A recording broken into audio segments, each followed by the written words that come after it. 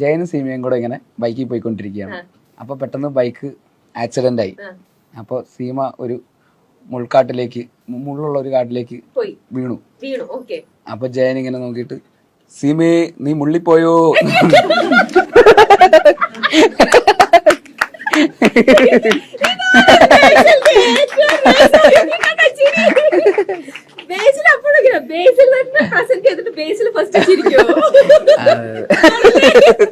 ഇനിയിപ്പോ കോമഡി വർക്കായില്ലെങ്കിൽ ചിരിച്ചോട്ടെ അത് കൊള്ളാം. അത് എന്തായാലും ഇത് പറഞ്ഞു വരികയായിരുന്നു ഒരു കാര്യം. ഞാൻ പറഞ്ഞു തുടങ്ങി എങ്ങനെ പോകും. ഇനിയിപ്പോ എന്തായാലും ജോലിയൊക്കെ കിട്ടി. ഇനിയിപ്പോ വീട്ടുകാര് ഇനി അങ്ങനെ നമുക്ക് കുറച്ചുകൂടെ കൺവിൻസിങ് ആവും.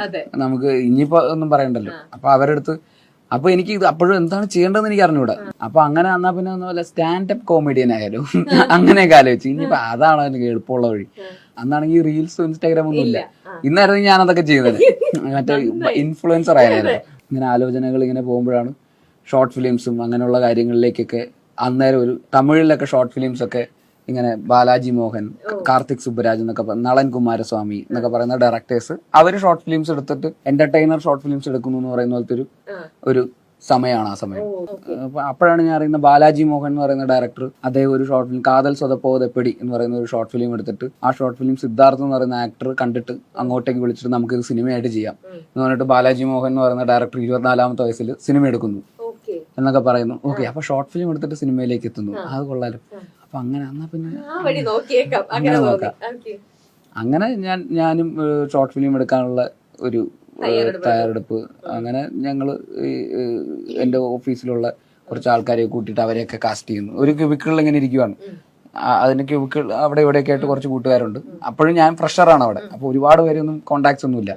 അപ്പൊ ഇതിൽ കുറച്ച് ക്യാരക്ടേഴ്സ് ഉണ്ട്. പ്രിയംവദ കാതരയാണോ എന്ന് പറയുന്ന ഷോർട്ട് ഫിലിമാണ് അന്നേരം ആദ്യമായിട്ട് എടുക്കുന്നത്.